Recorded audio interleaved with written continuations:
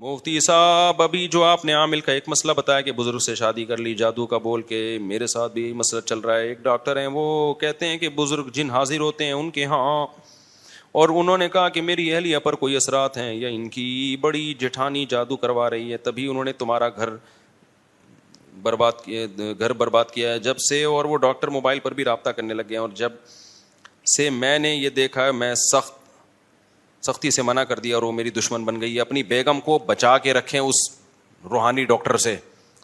کل میرے پاس ایک بندہ آیا، میں نے کل واقعہ سنایا تھا نا کہ روحانی بزرگ، ہاں روحانی جو بزرگ ہیں نا، جو روحانی علاج کے نام پہ بیویوں پہ قبضہ کرتے ہیں لوگوں کی، اور میں نے اس میں بڑے بڑے نسبت والے لوگ دیکھے ہیں.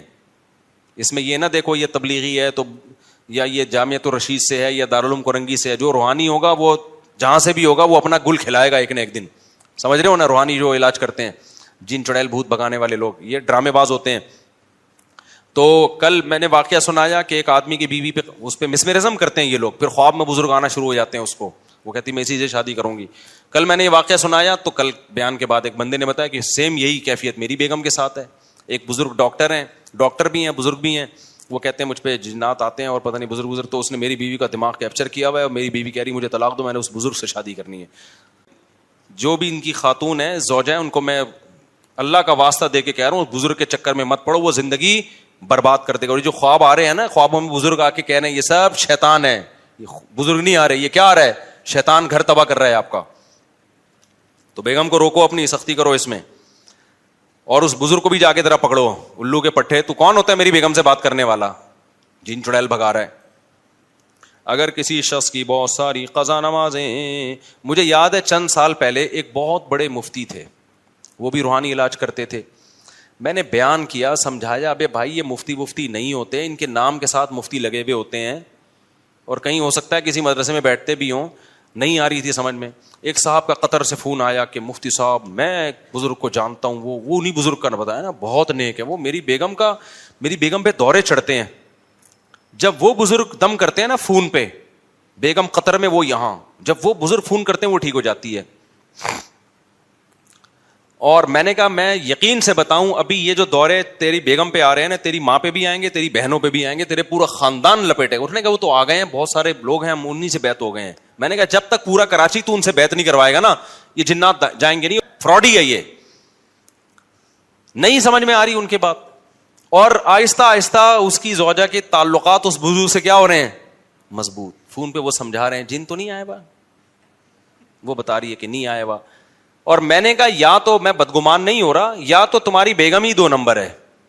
جن چڑھا لیتی اپنے اوپر، جب بزرگ بات کرتے ہیں تو ٹھیک ہو جاتے ہیں. اس کو عشق کا جن چڑھا ہوا ہے. یہ جن ان کے نا ڈرامے بہت ہوتے ہیں، عشق معاشقوں میں بھی جن بہت انوالو ہوتا ہے.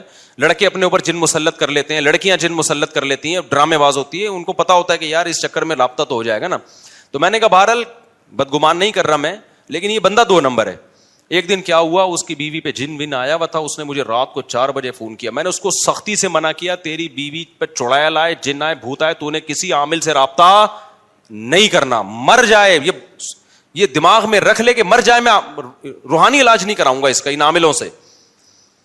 اب 4 بجے اس کا فون آ رہا ہے، میری بیوی مر رہی ہے، ہاتھ پاؤں ٹیڑھے ہو گئے، زبان ٹیڑھی ہو گئی. میں نے کہا نہیں کر اس مفتی کو فون، نہیں کر، کسی سے علاج نہیں کر، کسی سے علاج نہیں کر، برداشت کر، ٹھیک ہو جائے گی. نہیں تو یار کیا فائدہ، جب تیری بیوی عاشق اس کی ہوئی بھی ہے تو مر جائے. اچھا ہے نا؟ یہ آپ کی ہو بیوی آپ کی اور عاشق کسی اور کی ہوئی بھی ہو تو اس سے بہتر نہیں، یا تو پھر آپ مر جاؤ. دونوں میں سے ایک کا مرنا ایسے موقع پہ کیا ہے؟ قدرت کی طرف سے. ایسا نہ ہو کہ آپ خودکشی کر لو. وہ کہہ رہے پھر فون کیا، حضرت بہت حالت خراب ہو گئی. میں نے کہا بھائی تو بیگم کے نا کان میں بول دے مر جا، بزرگ سے فون نہیں ملاؤں، اور ویڈیو بنا لے تاکہ تیرے اوپر کوئی قتل بدل کا کیس نہ آ جائے کہ تو نے مارا ہے.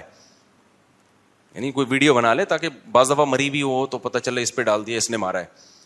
تو 2-3 گھنٹے بعد فون آیا، حضرت ٹھیک ہو گئی الحمدللہ.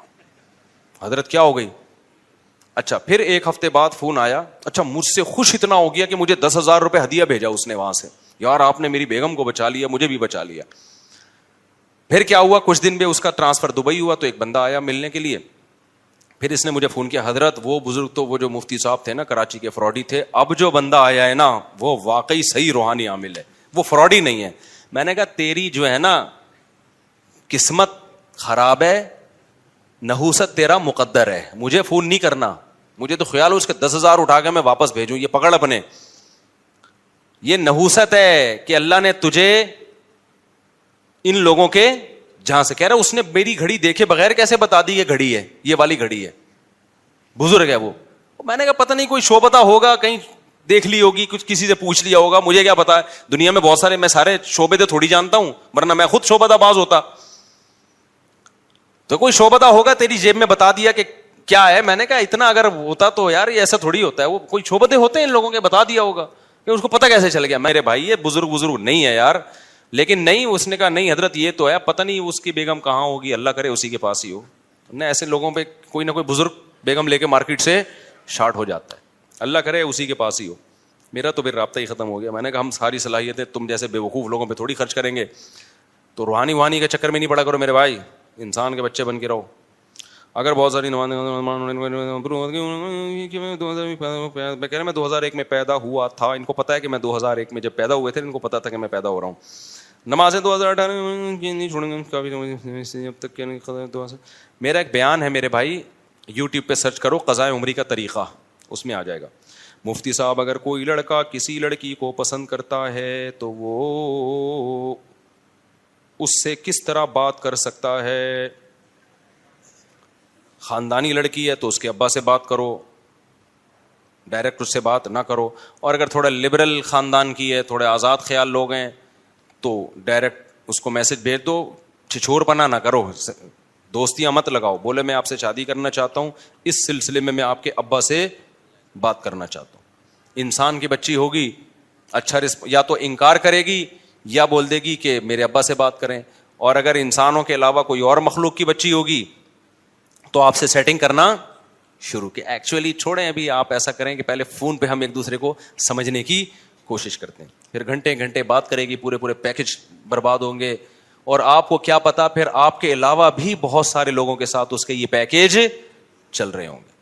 پھر وہی ہوگا جب شادی کی رات ہوگی, آپ بولو گی آج سے تم ہی میری راحت, تم ہی میری مسرت, تم ہی میری کائنات. وہ کہے گی ٹھیک ہے, پھر وسیم بھی تم, غفار بھی تم, اور ستار بھی تم. پھر یہ ہوگا آپ کے ساتھ. مفتی صاحب کل آپ بتا رہے تھے کہ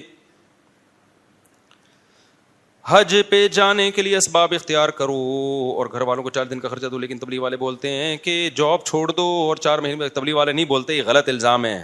میں نے خود تبلیغ میں دیکھا ہے, وہاں بزرگ حضرات جو پڑھنے والے لڑکے ہیں ان کو واپس کر رہے ہوتے ہیں کہ تمہارا آخری سیمسٹر چل رہا ہے, امتحان دو. تبلیغ والے کسی سے جاب نہیں چھڑواتے, وہ کہتے چھٹیوں میں جاؤ. ہاں کوئی کر رہا ہے تو وہ خود اپنا ذمہ دار ہے, اس کا تبلیغ والوں پہ نہ ڈالیں. مفتی صاحب آپ سے ایک گزارش ہے کہ خواتین کی جماعت نماز اور صفیں بنانے میں اصلاح کریں, کیونکہ خواتین مسجد میں نماز پڑھنے کی عادی نہیں, تو سب اپنی جائے نماز لے کر آتی ہیں اور بیچ میں جگہ. خواتین کا بھی اللہ تعالی ہدایت دے, ہم تو دعائی کرتے ہیں. عجیب ہی اسٹائل میں نماز ہو رہی ہے, مجھے بتاتے ہیں بچے آ کے بتا رہے ہوتے ہیں. اب دیکھو مرد یہاں کھڑے ہوئے ہیں نا صف میں, ادھر بھی صف ادھر بھی صف. ایسا تھوڑی ہوگا کہ ادھر پنکھا چل رہا ہے تو ایک وسیم بھائی وہ پنکھے کے نیچے کھڑے ہوئے ہیں, اور غفار بھائی جو ہے نا وہ ان کو کھلا صحن چاہیے تو وہ صحن میں کھڑے ہوئے ہیں. ایسا ہوتا ہے؟ کتنا عجیب ہو جائے گا. اوپر خواتین میں یہی ہو رہا ہے, ایک اس ستون کے پیچھے کھڑی ہوئی ہیں, ایک کسی نے بتایا وہ والا پنکھا تیز چل رہا ہے تو اس پنکھے کے پیچھے کھڑی ہوئی ہیں, ایک کو پنکھا برا لگ رہا ہے تو وہ ہلکے والے پنکھے کے نیچے. اس طرح بکھری ہوئی جماعت ہو رہی ہے, صف میں ہوتی ہے بھائی جماعت. عجیب اسٹائل سے نماز ہو رہی ہے. تو کئی دفعہ اعلان بھی کیا ہے کہ جو خواتین تراویح پڑھنے آ رہی ہیں صف بنائیں, اگر کہیں پنکھا نہیں ہے تو انتظامیہ کو بتائیں, وہ پنکھا لگا دیں گے وہاں پہ. لیکن یہ نہیں ہوتا کہ پنکھا وہاں ہے صف یہاں ہے تو پنکھا صف چھوڑ کے کہاں کھڑے ہو رہے ہیں. اگر صف کے بغیر ہی نماز پڑھنی ہے تو پھر گھر میں پنکھے کے نیچے پڑھ لو نا نماز بھائی جا کے. تو یہ عجیب حساب کتاب ہے. صف میں نماز تو ہو جائے گی مسجد میں کہیں سے بھی, لیکن یہ سنت کے خلاف ہے, صف میں کھڑا ہونا پڑے گا. اگر کسی شخص کی کافی سال ہوگی, ہو گیا بھائی, روزہ اور نماز کس عمر میں فرض ہوتی ہے؟ بلوغت کے بعد. لڑکی کی بلوغت ہے فرسٹ ٹائم مینسز آنا شروع ہو جائیں, لڑکے کی بلوغت ہے پہلی دفعہ اس کو نائٹ فال ہو جائے, احتلام ہو جائے, تو وہاں سے وہ بالغ سمجھا جائے گا.